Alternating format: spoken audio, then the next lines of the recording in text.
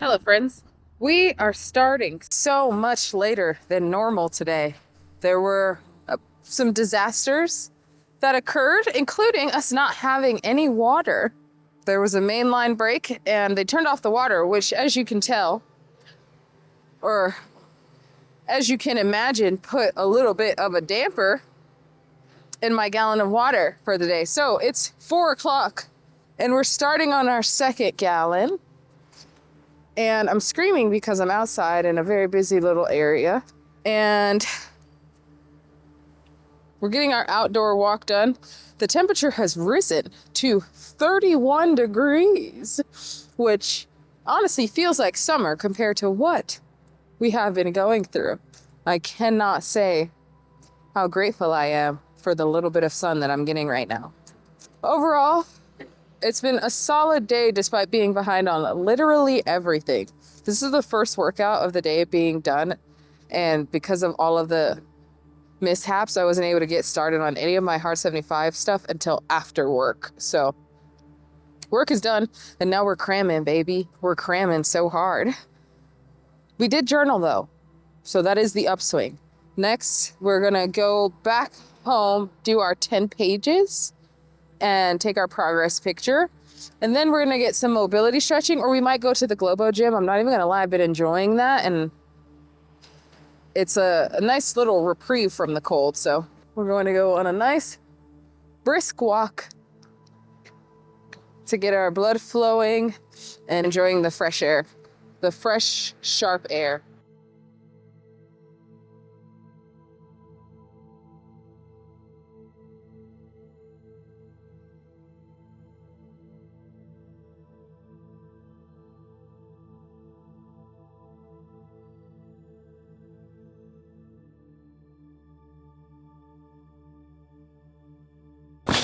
Hello, friends. To say that we are cutting it close today would be a severe understatement. So severe. It would be a severe understatement. We're just going to leave it at that. Wait till I tell you this time. It's 11:07. We still have to read 10 pages and finish this water. So we're going to get on that and take a progress picture. Jeez, sheesh. That also has to be done. So we're going to report back. We have enough time. We're going to make this happen.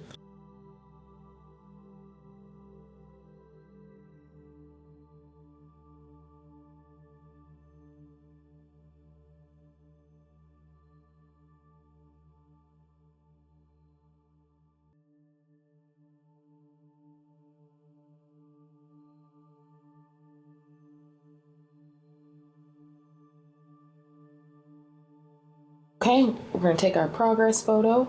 Okay, it's 11:53. We finished our 2 45-minute workouts. We just took our progress pictures. We have finished our reading. We have a little bit left of water. Like we're getting it almost down to the minute. Okay, so perhaps I was a little bit harsh in my rating earlier today. And I think that I'm gonna go ahead and give this day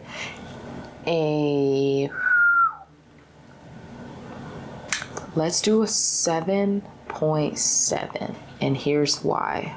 I'm trying to shift away from multitasking, and I feel like today I multitasked, or I fell back into the multitasking habit. I just started actively working on this habit, so I know that it's going to take some time, but I feel like I lost a substantial amount of time trying to multitask or trying to I don't want to say cut corners at work, but I was trying to develop a system that would automate it. And of course, I could take the learning practice as a good. I think that's why we're going to bump this up to a 7.7, because I learned a way not to do that, which is fine, but it's not ideal for me. And I know. Baby said, what if the things that you're saying are not ideal are actually happening because they're exactly as they meant to? And I feel you, but I raise you the cookie jar bank account that I have in my brain of the things that I am capable of and the things that I am able to do and how I kind of operate when it's like a well-oiled machine.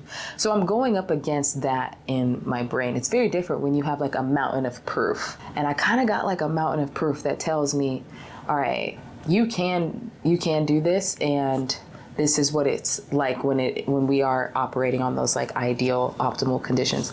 So it's not necessarily like I'm denigrating my current place or where I'm at right now, and I'm like, oh well, this isn't good. It's not a negative thing. Hear me when I say that. I don't mean it as a way to like beat myself up or make myself feel guilty. It's more so like the proof's already in the pudding of how we like operate or how well we work when certain conditions are kind of set up. Like I know that the easiest thing for me trying to go to the gym every morning is having my clothes ready the night before. That's ideal. It's like a well-oiled machine. So when I'm running up against that, then now I'm in not ideal territory. And usually I'm like fighting the rest of the day. I feel like as someone with ADHD, there's almost like so many rules that have to be in place in order to override executive function, if that makes sense. Because when something is presented in my field of view, it almost takes precedent as being the most important thing, which kind of completely shuts down all of the other most important things that I'm doing. So I hear you. Trust me, I hear you.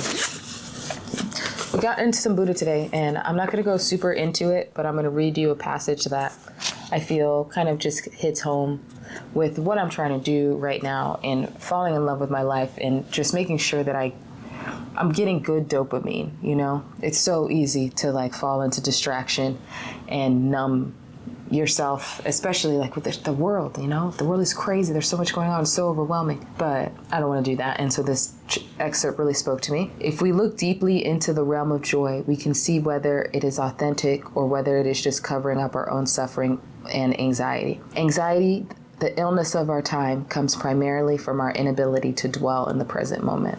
And I felt that. I took that personal. I felt that so hard. I feel like I go back and forth with the notion that suffering is essential for happiness. Because I don't feel like when I look at like a child that they have to have knowledge of suffering to be as joyous as they are. I think they just have to have the ability to live in the present moment. I think to understand the weight of darkness definitely gives you, I guess, consciousness into like the levity or how light life can be.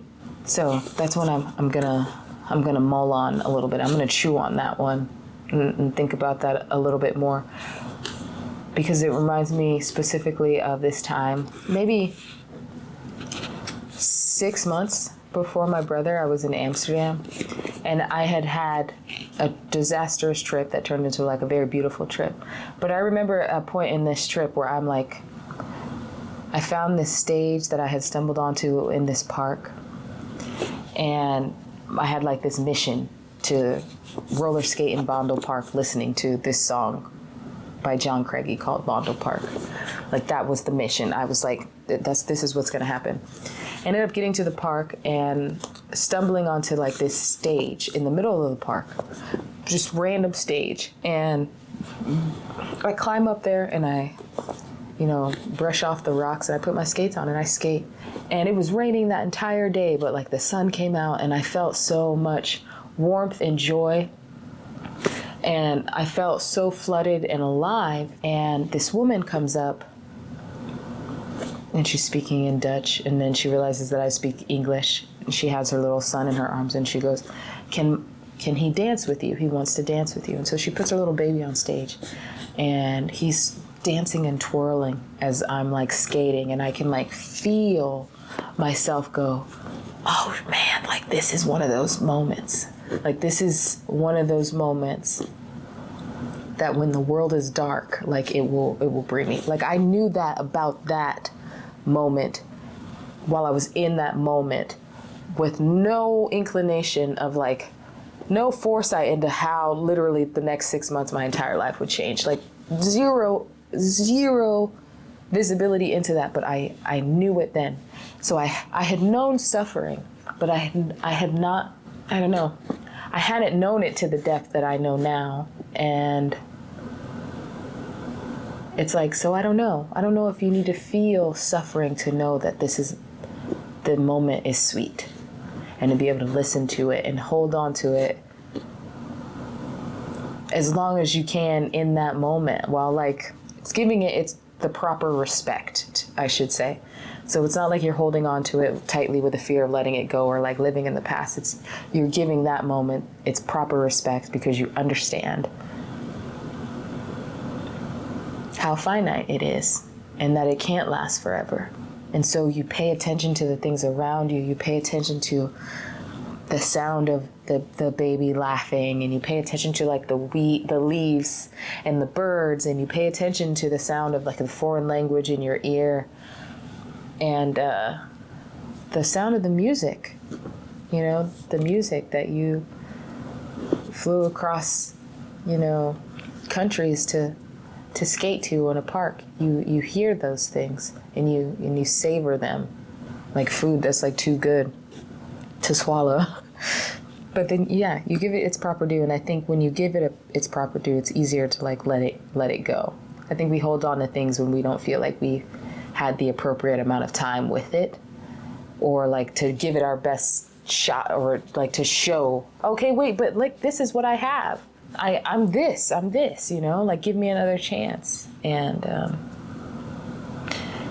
so yeah, I'm gonna chew on that thought that you can't have the joy without the suffering. I think the suffering makes the joy sweeter, but I don't know. I feel like the optimist in me doesn't want to believe that you can't have it all, and maybe you can't have it all. So maybe I'm just being greedy. Anyways, today was a good day. We're doing it. We're falling in love with our life again, and I will see you in the next one.